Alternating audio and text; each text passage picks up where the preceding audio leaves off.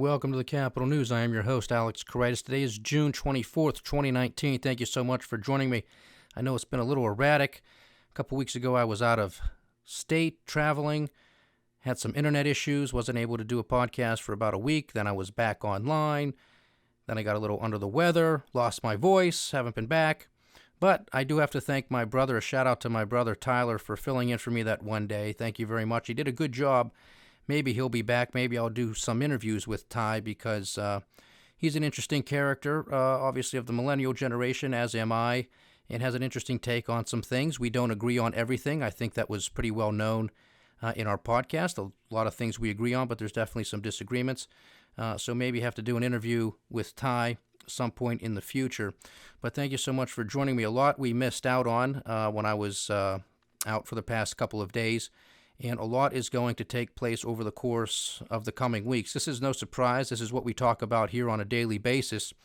But some of the things that I want to jump into here today, the title of today's episode is A Week of Insanity, because it is going to be completely blockbuster. Whatever happens, it's going to be a blockbuster, because there's a lot that is taking place. But before I get kicked off on all of these other issues here, what I want to talk about first is just we have a new acting Secretary of Defense. I'm sure many of you are aware of this. There's some drama with the outgoing former acting Secretary of Defense. I'm not getting into that here on today's episode. I'm just probably going to just let that go to the tabloids and all that other junk to begin with. But nevertheless, we have a new acting Secretary of Defense. U.S. Army Secretary Mark Esper will now serve as acting U.S. Defense Secretary. Okay, who is Mark Esper? Secretary of the Army, 2017 to the present, Vice President for Government Relations at Raytheon from 2010 to 2017, Deputy Assistant Secretary of Defense for Negotiations Policy, National Security Advisor for Senate Majority Leader Bill Frist. That was a while ago. Staffer on House Armed Services, Senate Foreign Relations Committee. Well, the one that stands out like a sore thumb is former Vice President for Government Relations at Raytheon. I mean, the military-industrial complex is alive and well, because you have to remember, folks, the outgoing Secretary of Defense, or acting Secretary of Defense, was a former executive with Boeing. You can't make this stuff up. I thought we were supposed to be draining the swamp. The last two serving acting directors or secretaries of defense were from the military-industrial complex. We have Steven Mnuchin, our Treasury Secretary, who is from Goldman Sachs. These are the same names who have been destroying this country from within for decades. This is who's at the helm at the Treasury Department, at the Defense Department, and you can bet throughout the entirety of this government. I mean, the only reason why we know this guy is because he is now serving as the acting Secretary of Defense, Mark Esper. So I just wanted to kickstart our conversation with that because it was something I was going to discuss last week. Again, of course, I lost my voice, so I wasn't able to get to it, but I wanted to kickstart this conversation with that. No surprise, this is par for the course. Par for the course. Again, draining the swamp, we haven't even drained the kiddie pool. So who are you kidding? Now, some other discussions involving Iran. So to recap what took place, last month we had 4 oil tankers that were struck. Okay, of course, the United States, Saudi Arabia, the United Arab Emirates were claiming that it was the Iranians. The Iranians denied the allegations. We said here at the Kapital News, look out, because we are going to escalate, which we did. We sent an air carrier strike force to the Persian Gulf, to that area, and we said, look, the more people you send, the more resources you send into that area, any area for that matter, you increase the probability of something going wrong. Now, it doesn't mean it was the wrong move from President Trump to send the forces to that area, but it has to be part of the calculus. You have to take this into consideration. You send more resources to an area, it increases the probability that something wrong is going to happen or there is going to be some sort of escalation. Well, 1 month later, in June, only last week, a couple weeks ago, we had 2 oil tankers that were attacked. Again, the United States, the UK, Saudi Arabia, United Arab Emirates, all came out and said it was the Iranians. Of course, the Iranians said, nope, it wasn't us. We didn't do it.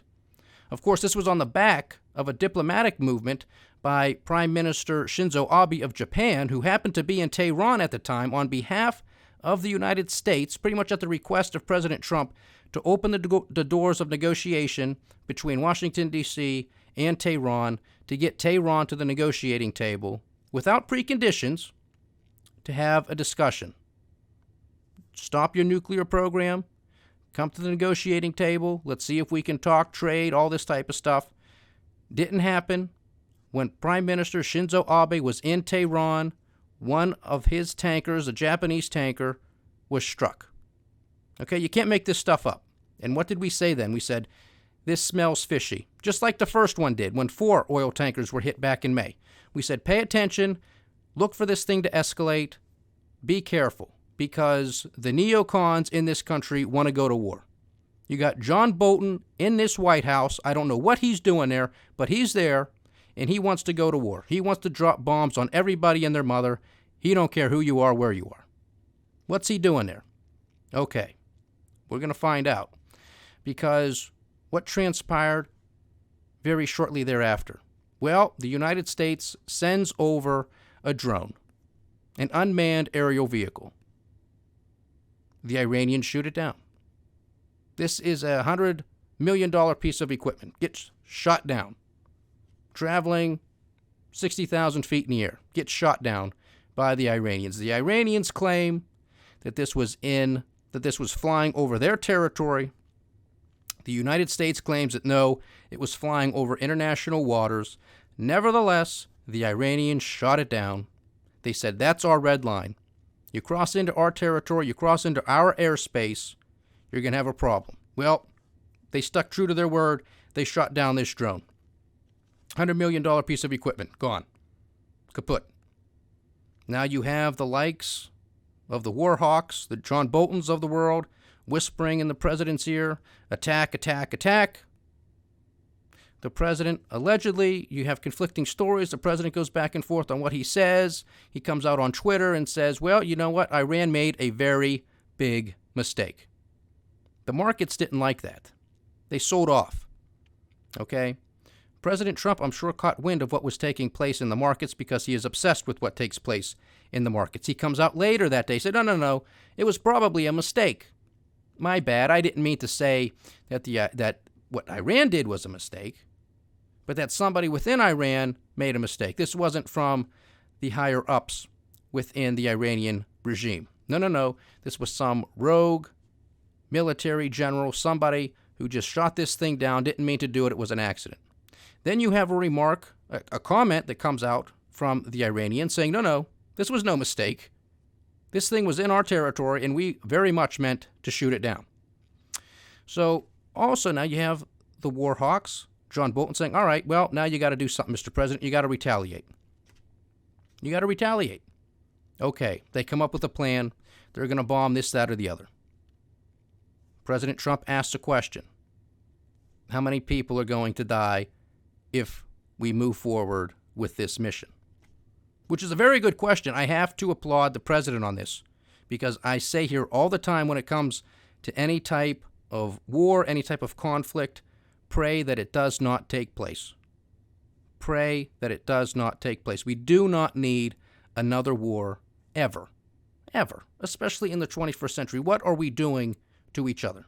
Okay, we don't need it. So the president asked a very good question. How many people are going to die in response to this? Generals allegedly get back to him, say about 150 people, sir. President Trump says, you know what, that's not proportionate to what happened.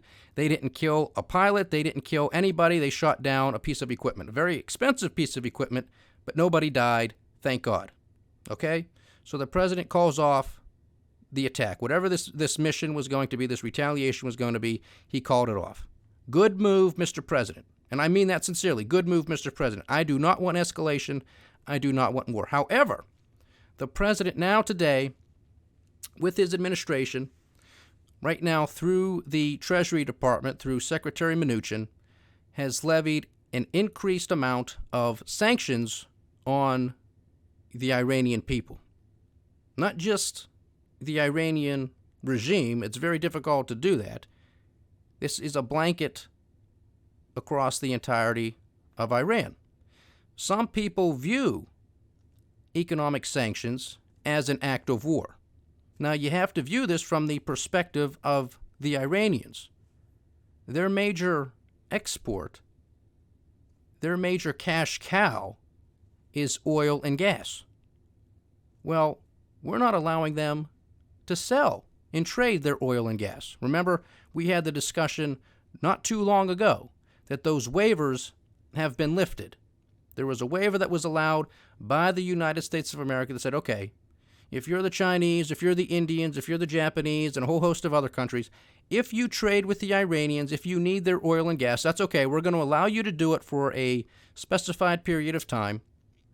That time came up not too long ago, and they lift the waivers.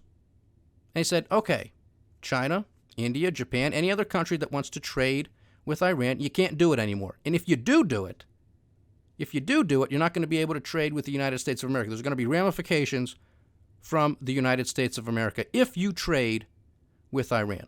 Now, if you view this from the Iranian perspective, that's a hostile action. That could be interpreted as an act of war. You are crippling their economy. You're making it difficult for their citizens to survive. Flip it. If somebody had done that to the United States, do you think we would just sit on our hands and let that happen? There's not a chance in hell. People would say, what are you doing? That's an act of war. That's an act of aggression. What is going on here? Now, we're kingpin. We're the big man on campus, the United States of America. So we think we have the right to tell other countries who they can and cannot trade with. I mean, that is antithetical to the U.S. Constitution. That is completely against our founding principles. But nevertheless, this is the world in which we live. This is the problem. This is why we have $23 trillion in debt. This is why we have embarked on war after war after war, nation building that we cannot afford, that we cannot do right, and it is not working. $23 trillion in debt, massive amounts of people who have been killed, injured, displaced, their lives ruined. You can't make this stuff up. And somehow, this is all done under the umbrella that the United States of America is an exceptional nation. We are doing this for freedom and democracy. That's a bunch of baloney. We're doing this for profit. For the likes of Boeing and Raytheon and Lockheed Martin and Goldman Sachs. The people who comprise not only this administration's cabinet, an entirety of the executive branch, but also Obama and Bush and Clinton. You can't make this stuff up, folks. We're supposed to be draining the swamp again. We're not even draining the kiddie pool. But again, I have to commend the president on his ability to ask the question, what's going on here? How many people are going to die if we embark on this mission? He got an answer. He said that's not proportionate. So thank God we are not escalating in the form of military aggression at this time. Now, I am very hesitant to say that that's it. That we're just going to put on these additional sanctions on the Iranian people, and more specifically from what we're told, the Iranian leadership, that this is going to do something to bring them to the negotiating table. I am skeptical of that. I am more inclined to believe that there is going to be some sort of other type of escalation that either takes place and the Iranians will be blamed for it, that somebody will actually die. Again, I hope and pray that I am wrong, but if history is any guide, that is going to prove us correct, unfortunately.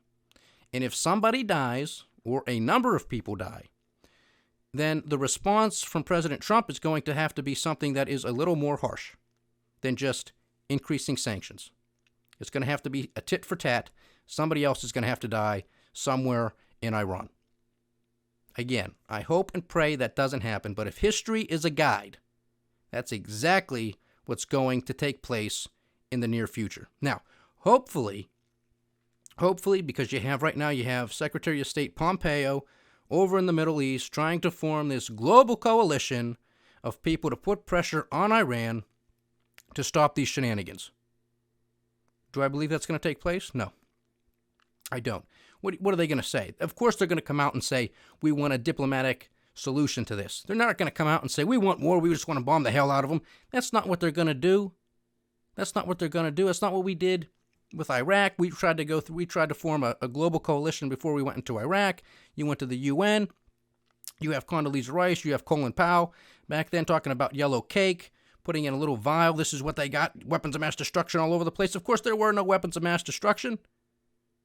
Hundreds of billions of dollars later, millions of people displaced, tens of thousands of people killed, wounded. I mean, come on. Wake up. Wake up. This is for profit. That's why I'm not going to be surprised, again, God forbid somebody gets killed, and it be an American or anybody else for that matter. But to get the United States involved militarily, it's going to have to be an American or a quote-unquote ally of the United States. And believe you me, if they should kill somebody, that person will be made a martyr. They will be plastered all over mainstream media. An 18-year-old, a 19-year-old, a soldier, an airman, somebody flying, gets shot down. He's a hero. That's what it'll be, and that'll be the catalyst that gets this president to do something, because he's ramping up some of the rhetoric. Before, of course, he toned it down. If Iran does something, they will be obliterated like nothing the world has ever seen before. Again, this is calling into question the president's credibility.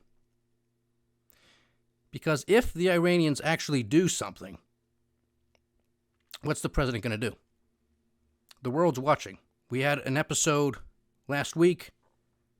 This is a big game of poker. Everybody's watching. A whole bunch of quote-unquote strongmen are playing the game. Who's going to win?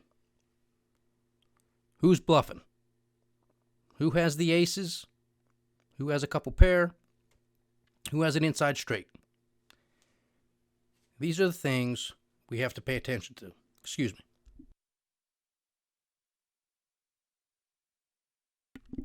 Sorry, the voice was going there on me. So who's going to win this poker game? Because that's what it is. This is all a big game. But the unfortunate part of it, this isn't just chips and dollar bills and golden bracelets. These are lives. These are economies. This is real life stuff. So if something happens, the president's going to have to do something serious. Because that's what he said he was going to do. And if he doesn't, then they call his bluff, and everybody knows, he's just a bunch of hot air, which a bunch of people believe he is anyway. So again, let's pray and hope for peace, that the Iranians somehow do overlook these increased sanctions. They come to the negotiating table, and that something can be resolved. I'm skeptical, but let's pray for peace, because that's what we need. We do not need another war. Because this will be it, folks. This will be World War III. Because you're going to get the Saudis involved. You're going to get the Russians probably going to get involved. The Chinese will probably get involved. The UK will follow along. Israel is going to love it, because we're going to do their dirty work again for them. I mean, this will be World War III that we can't afford, but we're going to do it. Unbelievable. Now, some other things that are going to take place this week. We have the Democrats debating. Can you believe it? It's already the end of June, and they're going to be debating. Of course, it's going to be a 2-day affair because there's so many lunatics running for president on the Democratic ticket that it's going to have to be split up over a course of 2 days. So, of course, I'm going to have to spend my time watching this so I can report on it. I can just foresee the IQ points dripping away from me as I sit here talking right this moment. We've been predicting for quite a while here at the Kapital News that these candidates, especially the mainstream candidates, were going to do their best to outdo each other, or at least they think they are outdoing each other. This is really the epitome of a week of insanity, because this is where it's going to take the cake. It's going to be during these Democratic debates. You have Spartacus, Senator Cory Booker out there saying, you know what, we can't have two men on the ticket. I don't know what that means. I mean, does that mean you have to have a woman? Is that what he's saying? Or, I mean, he is on the left. I guess it could be a woman or one of the other 13 genders that now exist. Maybe he's going to have a tree as his running mate. We're going to have to stay tuned. I don't think Spartacus is going to make it, but nevertheless, this is what he's talking about. These are the words that are coming out of his mouth, okay? A sitting United States senator. You can't have two men on a ticket. Why? Why not? Why not? What's wrong with having two men on a ticket? What's wrong with having two women on a ticket? Why do you have to come out and make these statements? Don't you want,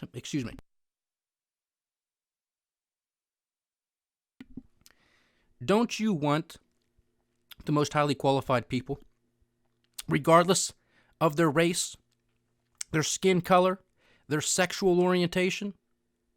Shouldn't make any difference. Man, woman, white, black, what difference does it make? You want the two best people to represent this country. This is the catering that has to take place on the left because everything is identity politics. It is destroying that party, and it is destroying this country because it does nothing but causes more and more divisiveness. So that's Spartacus. So we'll see what that idiot has to say over the coming days. Excuse me. We have Pocahontas out there. Now, she wants gay reparations. Gay reparations, not slavery reparations. I mean, I'm sure she's for that too. But she wants the homosexuals to get their money's worth. Because for years, they have been denied the opportunity to get married. And as such, they were unable to file their taxes jointly. So that amounts to billions and billions of dollars that now you, the taxpayer, has to reach into your pocket to pay back a whole bunch of homosexuals. I'm not making this stuff up, folks. I told you they were going to come up with stuff that I wouldn't be able to come up with because you can't write it. And I told you they were going to do this to outdo each other. So that's Spartacus. That's Pocahontas. Now we have creme de la creme, Crazy Bernie. And Crazy Bernie's out there saying, we're just going to forgive $1.5, $1.6 trillion worth of student debt. Excuse me.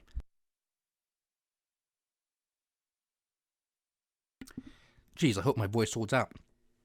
So we got Crazy Bernie out there now saying, all right, we're going to do away with $1.5, $1.6 trillion of student debt. And of course, he's blaming the big banks for this. And he's saying, well, we're going to pay for it by placing a tax on Wall Street, which just simply means that Wall Street will increase their fees onto a whole bunch of their customers because they don't care. I mean, doesn't Bernie understand this? If they don't care about anybody and anything, what do you think they're going to do with the tax increase on their business? They're going to pass it through. I mean, you don't have to have an economics degree. This is just common sense. But nevertheless, this is Crazy Bernie. $1.6 trillion. He's blaming the banks for these student loans. Of course, it's not the bank's fault, actually. It's the government's fault. Because it's the government that comes in and says, you know what? Little Sue Ann here, she needs a degree. How much? Makes no difference. We're going to give it to her because it increases our numbers. It increases our numbers as a government to look good, that we have a whole bunch of students in college. They're not getting a good education. They're not getting a degree that's going to come out and pay them a big amount of money, a high salary. But nevertheless, they're going to have $50,000 in debt, $60,000 in debt. Some of them have six figures. How are they going to pay it off? They're not. They're not. So where's Bernie going to come up with the money? He isn't going to come up with the money. And what about the students who paid off their debt? Like me. I paid off my student debt. I didn't have to go, I didn't have to pay that debt off the way that I did, which was very aggressively, by the way. I did it aggressively, excuse me, because I don't like debt, because I understand what debt is. I mean, I could have used that money to go on vacation.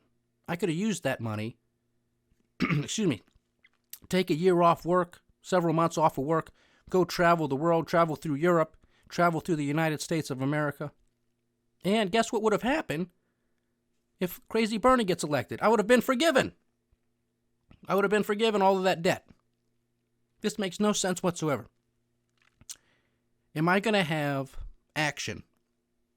Am I going to have standing if Crazy Bernie wins and Congress passes this to forgive student debt? Am I going to have standing to go before a court and say, look, here's my record, Your Honor. I paid off my student debt. I'm in this generation that has $1.6 trillion. I want my money back. I want reparations. Am I going to have standing? What's Crazy Bernie going to say to that one? That's a serious question. What's he going to do? Excuse me.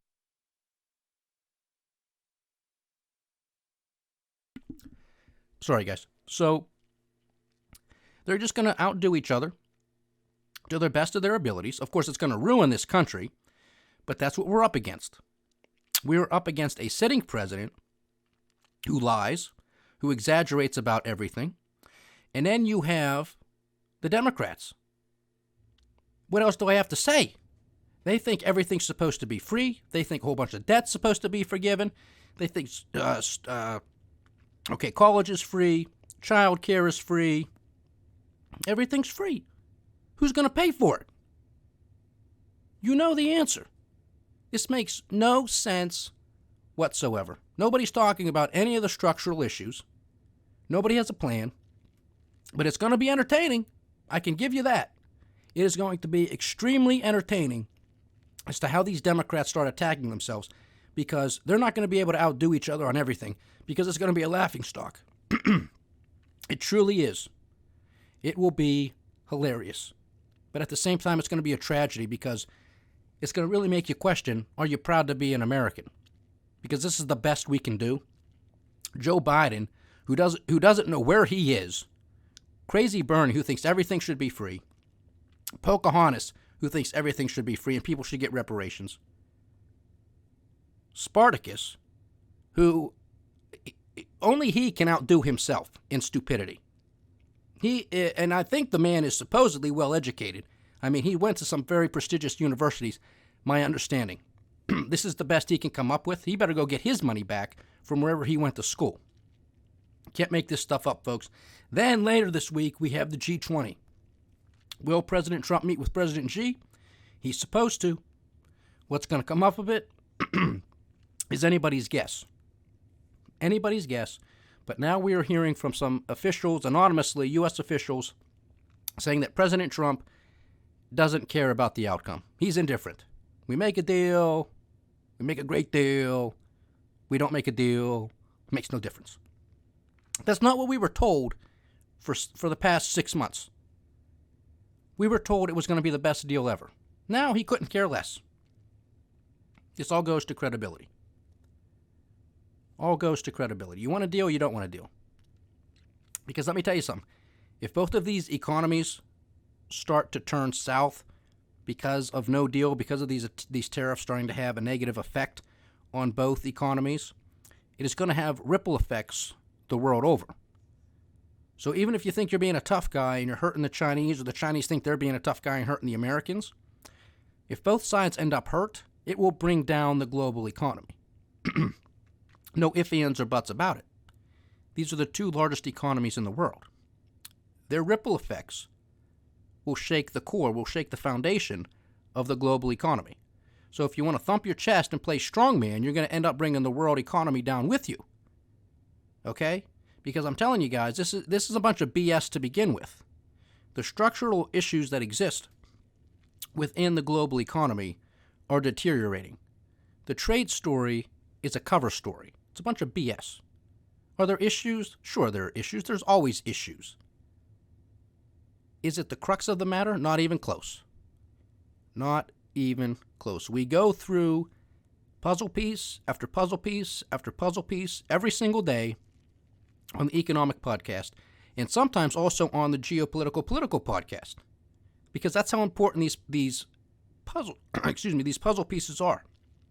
Trying to paint a picture. This is the cover story. Now the president couldn't care less. I'm indifferent. We make a deal. We don't make a deal. What do I think is going to happen? I think the president, our president, is going to come out and say everything's great after it is, whether or not it is or not, because that's just what he does. That's what he's been doing for the past 6 months. Everything's great. We're going to have a deal, blah, blah, blah. He's going to say, I got a great relationship with President Xi. We send beautiful letters back and forth to each other. Great relationship, great guys, great friends, blah, blah, blah. And here we are. And the markets might respond to that positively for the short term, but I don't think we're going to have a deal out of G20. Maybe we'll have a truce. Maybe the president will come out and say, I'm not going to increase tariffs. I'm going to give it another month, see where we are. Kicks the can down the road for another month. And then we're going to be where we've been for the past couple months, in a state of flux. It gives the president cover to come out and tweet.